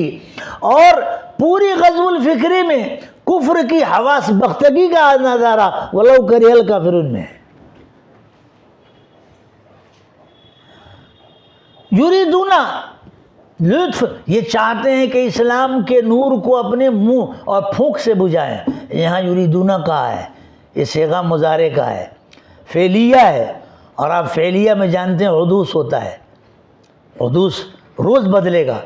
اللہ اکبر، اسلام کا معجزہ، قرآن کا معجزہ. یہاں یریدون کہا، کیا مطلب؟ کہ یہ روزانہ نئی نئی پلاننگ کر رہے ہیں. ایک پلان ہوا اور وہ ایک پلان ہوا اور دوسرا پلان ختم، فیل، پھر تیسرا پلان کا. یریدون کہا، یریدون، اللہ اکبر. اتنا بڑا معجزہ ہے قرآن کا کہ یہاں حدوث میں زیادہ تاکید ہے کہ یہ روزانہ بدلتے ہیں، ہر سال نئی اسکیم لاتے ہیں، نیا فتنہ لاتے ہیں، یہ فتنہ اور یہ فتنہ. یریدون، اور مقصد کیا؟ لیطفئوا نور اللہ بافواہہم، اللہ سبحانہ تعالیٰ کے نور کو بجھانا. افواہ کہا ہے. اس کے مقابل میں اللہ سبحانہ تعالیٰ نے جب ذکر کیا تو ایمان والوں کو ہمت دلانے کے لیے کہا واللہ متم نورہ. اوہو، یہ پورا جملہ اسمیہ ہے، واللہ متم. یریدون کے مقابلے میں متم. یہ ہم جیسے کمزور بندوں کا ہمت بڑھانے کے لیے کہ یہ تو چاہتے بجھانے کا، اور اللہ نے طے کیا ہوا ہے کہ اپنے نور کو مکمل کر کے رہیں گے. اور ولو کرہ الکافرون، رزلٹ بتایا. چاہے کافر اور مشرک لوگ جتنا بھی چینپیں کریں، جتنا بھی ناک بھوں چڑھائیں، جتنا بھی وہ بھنا جائیں، انہیں کچھ نہیں. میں اس کی مثال دیتا ہوں اپنے بچوں کو کہ جیسے فٹ بال کی میچ ہوتی ہے نا، تو دیکھو بعض فل بیک جو ہوتا ہے وہ اتنا ہائی، اتنا زبردست کک لگانے والا ہوتا ہے، تو وہ اپنی ٹیم والوں کو کہتا ہے، اس کا گول کیپر جو ہوتا ہے نا، اس کو کہتا ہے، وہ اس کو دیکھ کے وہ چپ چاپ کھڑا رہتا ہے اور ہوا پیتا ہے، اور وہ کہتا ہے ادھر گیند آئے گی نہیں، جو آنے تو ادھر سے اتنی لمبی کک مارتا ہے کہ سیدھے یہ اس کی اپنی ٹیم کی گیم کو دوسری ٹیم کی ڈی ایریا میں جو ہوتا ہے نیٹ کے قریب، خالی وہیں گراتا ہے. ادھر سے آئی گیند، پھر مارا زور سے، اپنے نیٹ کی طرف سیٹ ہی نہیں ہونے دیتا گیند کو، اور ادھر ہی الجھائے رہتا ہے. تو اس کا گول کیپر جو تھا بہت اطمینان سے رہتا ہے، اور پھٹ سے اس کور سے جا کے ادھر جا کے اسکور بن جاتا ہے. نہیں دیکھا؟ اسکور کا معاملہ اس کور سے اس کور تک ہے، سمجھ گئے؟ تبھی تو اسکور بنتا ہے، اسی پر ہے، بن گیا اسکور۔ تو یہاں اللہ سبحانہ وتعالیٰ نے ایسے ہی ہم لوگ کو تسلی دی ہے کہ یہ یریدون کر رہے ہیں نا کچھ، میں بیچ میں کھڑا ہوں، واللہ متم نور، میں بیچ میں کھڑا ہوں، اللہ اتنی تسلی ہے اس آیت میں کھڑا ہوں، کیا کر لیں گے؟ کچھ نہیں کریں گے، ان کی جتنی آنے دو، میں بیچ میں کھڑا ہوں، تمہارے طرف میں آنے ہی نہیں دوں گا گیند کو، ان کی اسکیم کو تمہارے طرف آنے نہیں دوں گا، میں بیچ میں کھڑا ہوں۔ ان کی اسکیم ہوگی اسلام کو مٹانے کی، اور میں اسی سے نکالوں گا راستہ اسلام کے پنپنے کی، بیچ میں واللہ متم نوری، اتنی طاقت۔ اور اس میں جملہ اسمیہ کیوں ہے؟ بندوں کی تسلی کے لیے، بندوں کی تسلی کے لیے، تاکہ بندوں کو یقین رہے کہ اللہ کا فیصلہ اٹل ہے، وہ اللہ مکمل کر کے رہیں گے۔ جس دین کے پیچھے، جس تہذیب کے پیچھے، جس نبوت کے پیچھے، جس کتاب کے پیچھے اللہ سبحانہ تعالیٰ کی طاقت ہے، اس کو کوئی ختم نہیں کر سکتا۔ لوگ بھول میں ہیں کہ اسلام کے پیچھے کسی انسان کی طاقت ہے، اسلام کسی بشری فلسفے کا نام نہیں ہے، اسلام اس ربانی نظام کا نام ہے جو اللہ نے اتارا اور حضرت جبریل علیہ السلام کے ذریعے اتارا، اور اپنے محبوب اور سارے محبوبوں کے سردار امام الاولین والآخرین سیدنا آقا مولانا محمد صلی اللہ علیہ وسلم پہ اتارا ہے۔ کاش کہ لوگ تعصب کو بھول جاتے، یہ کوئی انسانی فلسفہ نہیں ہے، اس لیے کہا واللہ متم نوری۔ یہ کیفیت ہوتی ہے کہ جب یہ جتنا بھی سال میں بیٹھ کر اپنا جائزہ لیتے ہیں تو رزلٹ ان کے خلاف آتا ہے، اس وقت ولو کریہ الکافرون، اس وقت گھبرانے لگتے ہیں، اور یہ کیسے ہو گیا، یہ کیسے ہو گیا؟ یہ دیکھو متم نوری ہے، انہی کی لائن سے ہدایت پھیل گئی، قرآن کے خلاف مضمون لکھ دیا، تو اب اس کے ریئیکشن میں قرآن زیادہ پڑھا جانے لگا اور لوگ اسلام لانے لگے۔ چلایا تھا کائے کے لیے کہ ختم ہو جائے، اور اسی سے پھیل گیا۔ تو یہ الوحی الاسلامی ہے۔ تو اللہ سبحانہ وتعالیٰ نے اتمام نور کے لیے کیا کیا فیصلے کیے اس صدی میں، وہ کام ہم کو کرنا ہے۔ اس میں ہمارا پہلا مقصد، ان کا تھا کام ازالت الثقۃ بالدین عن قلوب المسلمین، اب ہمارا کام کیا ہوگا؟ اعادت الثقۃ بالدین الی قلوب المسلمین۔ ہمارا کام کیا ہوگا کہ مسلمانوں کے دل میں دین کے اوپر اعتماد بحال کراؤ، اعتماد واپس لاؤ۔ اس وقت کا سخت ترین زبردست کام یہ ہے کہ مسلمانوں کے دل میں دین کے اوپر اعتماد بحال کرو۔ اگر مسلمانوں کے دل سے دین کے اوپر اعتماد ختم ہو گیا تو پھر کوئی فائدہ نہیں ہوگا، سب ختم ہو جائے گا۔ تو یہ پہلا کام ہے، اعادت الثقۃ بالدین الی قلوب المسلمین، ہمارا کام ہے، علماء کا کام ہے، فقہاء کا کام ہے، امت کا کام ہے کہ مسلمانوں کے دل میں دین کے اوپر اعتماد لاؤ۔ کیسے؟ اپنی تحریر کے ذریعے، تقریر کے ذریعے، نجی ملاقاتوں کے ذریعے، محنت کے ذریعے۔ اب میں آپ کو اس میں ایک سادہ سی مثال دیتا ہوں۔ اللہ سبحانہ وتعالیٰ نے اس مغربی اور فکری الغار کو ختم کرنے کے لیے بہت سی شکلیں چلائی ہیں۔ مدارس کی محنت اسی کی محنت، خانقاہوں کی محنت اسی کا ایک طریقہ، کتابوں کی اشاعت اسی کا ایک طریقہ۔ اس میں ایک بڑی محنت دعوت تبلیغ کی محنت، بڑی محنت دعوت تبلیغ کی محنت، عموم نفع کی محنت دعوت تبلیغ کی محنت۔ جیسے یہ یہودی لوگ بیٹھ کے خالی ایک جگہ انتظار نہیں کر رہے ہیں کہ میرے پاس کوئی آئے، بلکہ خود ان کی ٹیمیں لوگوں کے پاس جا رہی ہیں۔ مدارس بھی تھی، خانقاہیں بھی تھیں، اور کتابوں کا کام بھی چل رہا تھا۔ پھر اس دعوت کے اس کام کی کیا ضرورت تھی؟ سوال ہوتا ہے نا بھائی، جب تبلیغ آئی تو اس سے پہلے تو مدارس تھے نا، اس سے پہلے سے خانقاہیں چل رہی تھیں نا، اس سے پہلے بھی کتابیں لکھی جا رہی تھیں نا، مگر یہ کام کی ضرورت کیا تھی؟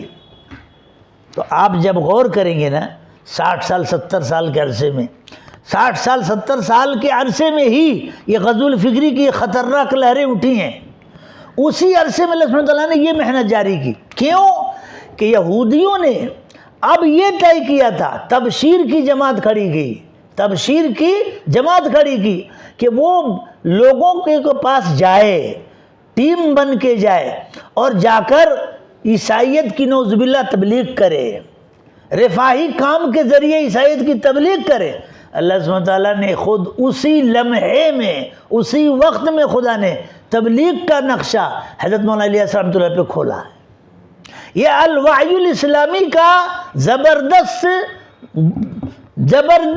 نمونہ ہے، ذریعہ ہے جو اللہ نے عالمی سطح پر کھولا ہے کہ اس کے ذریعے اسلامی بیداری بحال کی جائے۔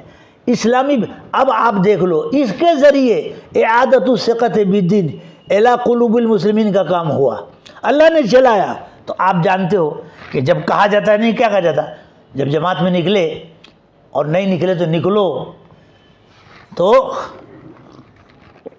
گھبرا نہیں، میں تشکیل نہیں کروں گا، ابھی تشکیل آپ خود کرو، ہماری تشکیل تو خود ہو چکی ہے، سب ہم لوگ مشکل ہیں، مگر آپ خود سوچئے کیسے جماعت میں نکلتے ہیں تو کیا کہا جاتا ہے کہ کلمے کے اوپر 4 محنت کرنی ہے نا۔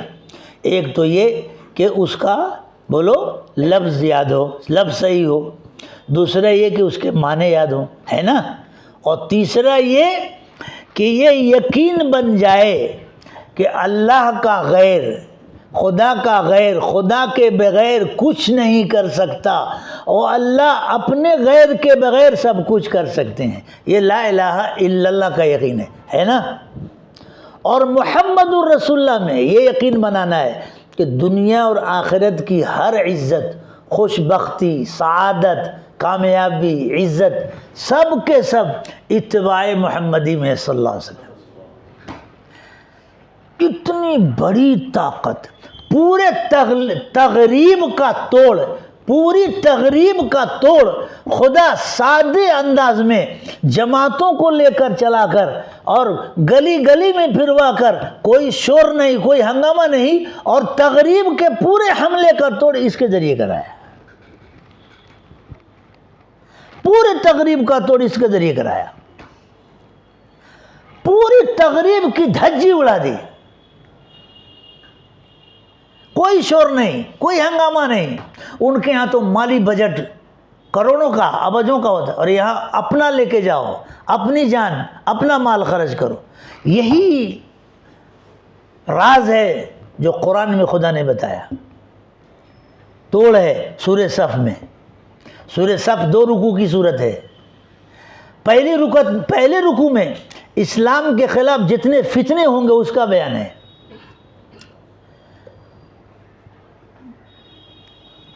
یہودیوں کا مزاج کیا رہا موسیٰ علیہ السلام کے بارے میں، عیسائیوں کا مزاج کیا رہا عیسیٰ علیہ السلام کے بارے میں، اور پھر انہوں نے کیسی دشمنی کی، اسی پہ آخر یریدون کہا۔ اور دوسرا رکوع تو یریدون میں فتنے کا تذکرہ، اور میں نے ابھی شروع میں کہا کہ اللہ سبحانہ تعالیٰ کسی فتنے اور خطرے کا تذکرہ کرتے تو ایسے نہیں چھوڑتے، فوراً اس کی کاٹ اور اس تحفظ کا طریقہ بتاتے۔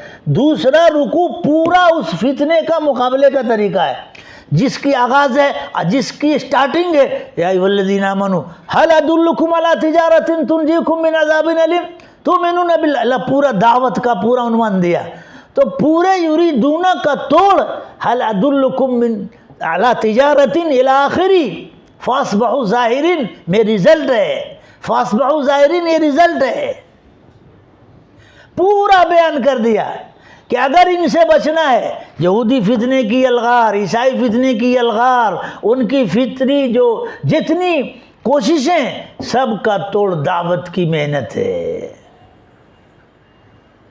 سنت کی اشاعت ہے، یہ کر دو۔ تو الوعی الاسلامی بھی عنوان چلا ہے اور اس سے زیادہ چلا ہے۔ اب یہ الوعی الاسلامی کی ہمیں فکر کرنی ہے اور اس میں یقین کو بحال کرنا ہے۔ تو اب جماعت والے جا کے کیا کہتے کہ یقین کرو کہ دین ہے تو عزت ہے اور دین نہیں ہے تو ذلت ہے. ایک دم سادہ بولتا ہے کیا کہ ساری کامیابی اللہ نے دین میں رکھی ہے اور ساری ناکامی بے دینی میں رکھی. وہ جمراتی میاں ہے نا وہ بھی گشت میں یہی بولتا ہے, اور وہ حضرت علامہ دقاق ہے نا وہ بھی اگر بیان کریں گے تو بھی یہی بولیں گے. چلایا نہیں چلایا, یہ اللہ کی سنت ہے. تبلیغ والوں کو بھی اس کی خبر نہیں ہے الا کچھ مستثنا ہے وہ بیچارے, اور ہے بھی خبر نہیں ہے تو اچھا ہے کیونکہ ہضم نہیں کر پائیں گے. ہم کو سمجھنا ہے, علماء کو سمجھنا ہے کہ یہ کوئی تحریک اور سیاسی ٹیم نہیں ہے, یہ اللہ سبحانہ وتعالیٰ کی سنت کا نمونہ ہے, قدرت کا نمونہ ہے جو اللہ ہر زمانے میں اختیار کرتے ہیں. اس وقت تو الوعی الاسلامی میں دعوت کی محنت, اس لیے ہم کو اس کو جوڑنا ہے. الوعی الاسلامی میں اب کیا کرنے کا ہے؟ ہفتے واری درس شروع کرنا ہے قرآن کا, ہفتے واری درس شروع کرنا ہے حدیث پاک کا, ہفتے واری درس شروع کرنا ہے اسلامی احکام کے بیان کا, ہفتے واری درس شروع کرنا ہے سیرت پاک کا. ان سب کے ذریعے اعادت الثقۃ بالدین الی قلوب المسلمین پیدا ہوگی کہ مسلمانوں کے دل میں دین پر اعتماد بحال کرنا ہے. اس کے لیے ایک مشن لے کے چلنا ہے, دعوت کی لائن سے چلنا ہے اور درس کی لائن سے چلنا ہے. مقام پہ رہ کر جال بچھا دیں, مسجد سے نکل کر اب اس کی کوشش کرنی ہے کہ پارکوں تک پہنچیں, پارکوں میں جائیں, وہاں بھی لوگوں کو جمع کریں, اپنے مسلمانوں کو جمع کریں, وہاں جمع کر کے کوئی سورت پڑھ کے سادہ سا ان کو ترجمہ کر کے مفہوم بتا کے عقیدے اور اسلام کی عظمت بتائیں. وہاں یہ پھیلنے کا وقت ہے. الوعی الاسلامی, اسلامی بیداری, اس میں ایک خاص کام خواتین میں کام ہے کیونکہ باطل نے اپنی ترویج کے لیے اسلام کے خلاف 3 حربے استعمال کیے ہیں. ایک زر پرستی, دوسرا زن پرستی اور تیسری شراب خوری. پورا یہودی مزاج اسلام اور مسلمانوں کے خلاف ان 3 لائنوں سے آتا ہے. زر پرستی دولت کی پوجا, زن پرستی عورت پرستی اور شراب خوری کو عام کیا ہے. ہم ان تینوں کے خلاف دین پرستی کی دعوت دیں, آخرت کی دعوت دیں. آخرت کی دعوت مادیت کا توڑ ہے, مادیت کی دعوت دجالیت ہے, روحانیت کی دعوت یہ اسلام کا مزاج ہے. اور شراب کے خلاف ہم محنت کریں. تو اس کے لیے ضروری ہے کہ جمعہ کے دن کے خطبے تقریر کا اہتمام کریں, تیاری سے اسلامی بیداری پر, اسلام کی عظمت کو, اعادت الثقۃ بالدین الی قلوب المسلمین, یہ ہمارا کام ہے. مضامین لکھیں, ہفتے واری رسالے نکالیں, چھوٹے چھوٹے ہینڈ بل کی شکل میں چھاپیں, تقسیم کرائیں. ایک طرف دعوت کا کام, دوسری طرف یہ علمی کام, تاکہ استشراق کا توڑ ہو, استشراق کا توڑ ہو. تبشیر کا توڑ دعوت کی محنت سے جماعتوں کی شکل میں جا کر علمی تحریک کے ذریعے استشراق کا توڑ ہو, اور پھر لوگوں سے ملاقات, شادی بیاہ کے موقع پر ٹیم بنائیں, پھر خود جائیں ملیں, ان کو سمجھائیں کہ دیکھو فضول خرچی مت کرو. اسلام کا مزاج, اسلام کا مزاج شادی سادی ہو, باقاعدہ ٹیم بنائیے اور ملاقات کیجئے. آپ دیکھیں گے تجربہ ایسا ہوگا نا تو آپ دنگ رہ جائیں گے. ہم لوگ بہت پرانی بات ہے دمن گئے تھے, خود کی کارگزاری سنا رہا ہوں. تو وہاں ہمارے ایک دوست ہیں حضرت مولانا الہ آبادی حضرت مولانا قمر الزمان صاحب دامت برکاتہم سے بیعت بھی ہیں وہ, اور بہت بڑے سیٹھ بھی ہیں, بہت کام کرتے ہیں, علماء سے بہت تعلق ہے ان کا. انہوں نے ایک ٹیم وہاں بنائی تھی, اس میں وہ خود بھی تھے اور کئی 2-3 عالم تھے. جب کسی کے گھر شادی ہوتی اور خبر لگتی کہ وہ بہت زبردست وہ طوفان کرنے والا ہے، تو یہ لوگ خود جاتے تھے، ملاقات کرتے، سمجھاتے، تو خاصی کامیابی ملتی تھی، بہت کامیابی۔ کئی جگہ ختم ہو گئی، بارات ختم ہو گئی، شادی ہو گئی، شادی یہ معمولی کام نہیں ہے۔ برائی پہ قدغن لگا دیا آپ نے، جہاد کیا، فرض زندہ کر دیا، 100 تہجد قربان ہے، تو یہ کام باقاعدہ افراد تیار کر کے کرنا ہے۔ جیسے میں نے بھی عرض کیا کہ تغریب کی اشاعت کے لیے انہوں نے کمیٹیاں بنائی ہیں، ہم والی اسلامی کے لیے اس طرح کی چیزیں بنائیں۔ وہ سیٹھ تھے، وہ خود کہا کہ مولانا میں آپ لوگوں کے ساتھ رہوں گا، کیوں کہ اگر آپ لوگ خود جاؤ گے کسی سیٹھ کے گھر تو گھاس نہیں ڈالے گا کہ تو ملا لوگ آئے ہیں، اس لیے میں چلوں گا اور کہوں گا کہ دیکھو مال تمہارے پاس بھی نہیں ہے، تمہارے پاس ہی نہیں، خدا کے فضل میرے پاس بھی مال ہے، اور میں سیٹھ ہو کے کہوں گا تو وہ جلدی سیٹ ہو جائیں گے، ورنہ آپ کو باہر میں ویٹ کرنا پڑے گا۔ تو جاتے تھے۔ ان کا بیان ہے کہ ایک آدمی تھا، لندن سے آئے تھے اس کے لوگ، شادی کے لیے ہی آئے تھے، اور وہ بارات طے ہو گئی تھی، ناچ گانا بھی طے ہو گیا تھا، لگژری طے ہو گئی تھی، دونوں طرف سے، بچی اور بچے کی طرف سے ناچ گانا طے ہوتا، اور وہ خود ہی آزاد شخص تھا، مگر ایمان ہے مول صاحب، امت میں بہت صلاحیت ہے۔ وہ بتاتے ہیں کہ جب اب وہ معلوم ہوا کہ یہاں تو بہت خطرناک ناچ آنے والا ہے، تو اب طے کیا کہ بھائی ہم لوگوں کو ملاقات تو کرنا ہے۔ تو اب لوگ کہتے تھے کہ یار اس کے گھر نہ جاؤ، وہ پتہ نہیں کیا بے عزتی کر دے، وہ تو بہت آزاد آدمی ہے، اچھی عادت بھی نہیں تھی اس کی، اور ایک دم مست ایسے رہتا تھا۔ مولانا لوگوں نے کہا زیادہ سے زیادہ کیا ہوگا، کچھ سننے کو تو ملے گا نا، چلیں گے۔ جوخم اٹھا کے گئے، وہ سیٹھ بھائی جو تھے کہا چلو چلتے ہیں۔ شادی کے 2-4 روز باقی، اور یہ اس کے یہاں گئے تو وہ تو نماز بھی نہیں پڑھتا تھا، سویا تھا۔ یہ لوگ گئے ملنے، جیسی گھنٹی بجائی تو اندر سے نکلا، مشت تانے ہوئے اور آدھا کپڑا پہنے ہوئے۔ جب باہر دیکھا تو کہا کہ ہمارے ایک مولانا تھے، مولانا خلیل صاحب، بلساڑ کے رہنے والے تھے، حضرت دامت برکاتہم مفتی احمد خان پوری صاحب دامت برکاتہم کے مرید تھے، بہت تعلق تھا، بڑا کام کرتے تھے، اللہ کو پیارے ہو گئے، اللہ ان کی مغفرت فرمائے، کورونا میں اللہ کو پیارے ہو گئے، وہ بہت کام کرتے، بہت نیک آدمی تھے، وہ بھی تھے اس میں۔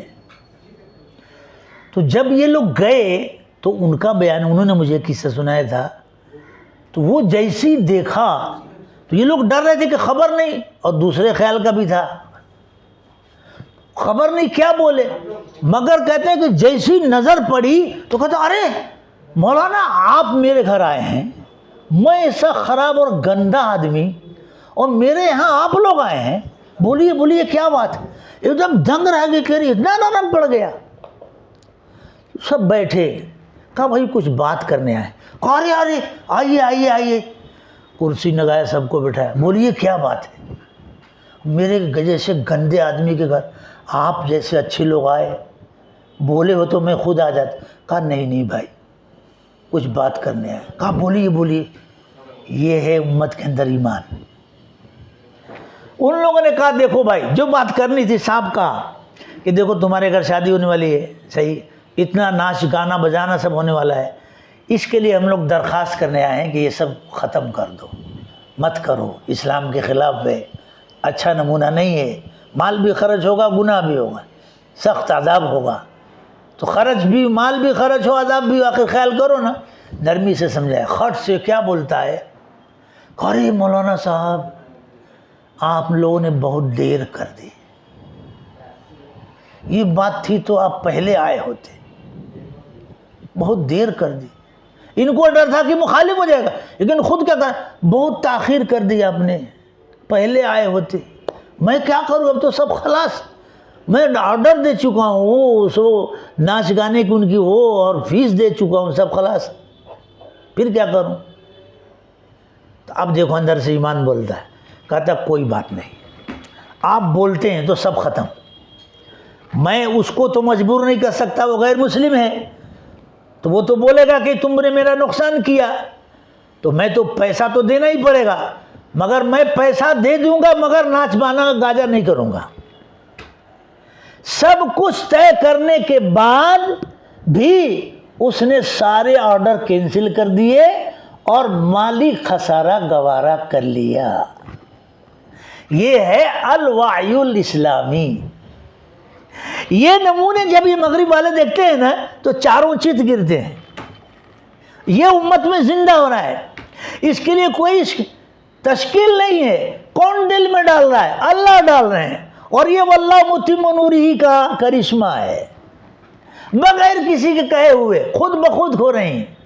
تو یہ موضوع زیادہ پڑھنے کا ہے اور یہ موضوع زیادہ بتانے کا ہے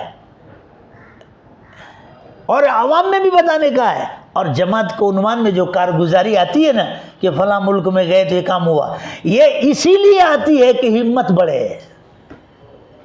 کام اتنا ہوا، اتنے گرجا گھر گر گئے، وہ تو پہلے بولتا ہے گرجا گھر، دیکھا اس کے تو نام میں ہی ہے، وہ بولتا ہی ہے، وہ پہلے منہ سے کہتا ہے تو گرے گا ہی نا۔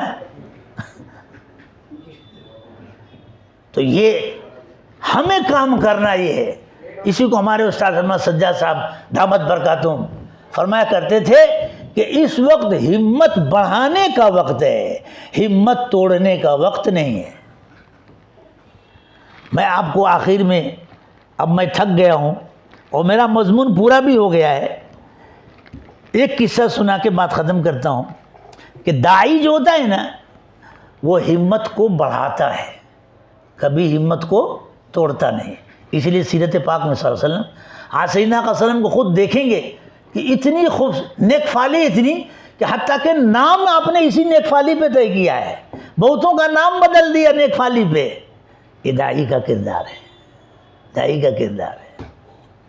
بہت پرانی بات ہے کہ ہمارے استاد حضرت مولانا سنا سجاد صاحب دامت برکاتہم، یعنی یہ تقریباً 20 سال پرانی بات ہے، بمبئی تشریف لائے تھے۔ ہمارے ایک دوست ہیں مولانا احمد علی صاحب، بہت خاص دوست ہیں، اور حضرت مولانا سے ان کا بہت تعلق ہے، تو حضرت انہیں کے گھر تشریف لائے تھے۔ بمبئی آئے تھے مگر قیام وہاں تھا، تو حضرت کو پہنچانے کے لیے ان کے گھر سے ہم لوگ ایئرپورٹ جا رہے تھے، تو کرلا سے ہوتے ہوئے گزرے۔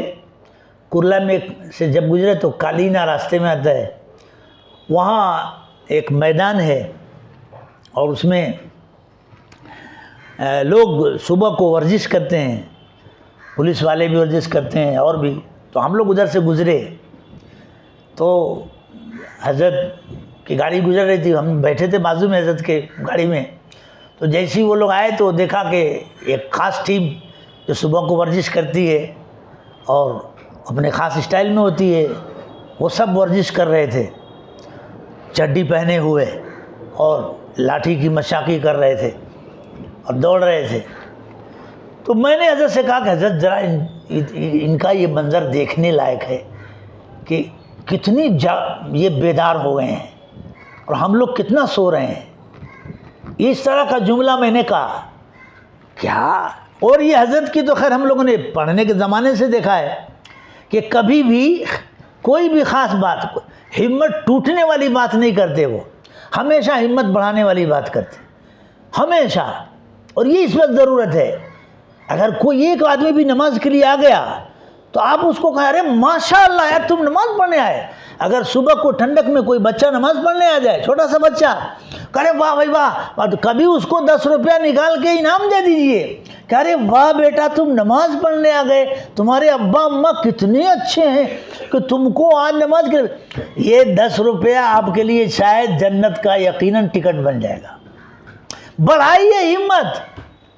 کوئی نوجوان اگر آ کے جمعہ پڑھ لے رہا، ارے بھائی ماشاءاللہ تم نماز پڑھ لیے، جمعہ پڑھ لیے، ایک جملہ کہہ دینا اس کو آگے بڑھا دے گا۔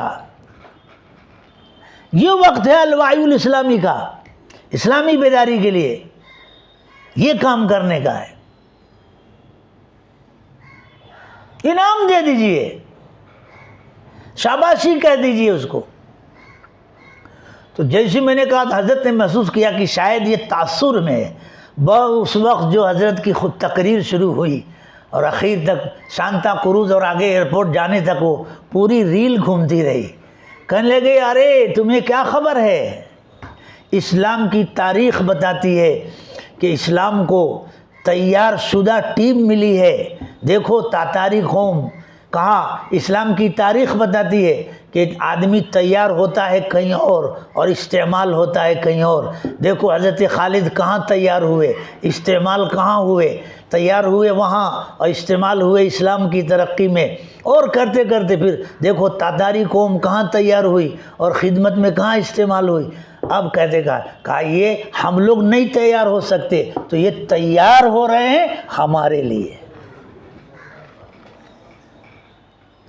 دائی خاردار جھاڑیوں میں بھی خوشبودار پھول کی پلاننگ کرتا ہے۔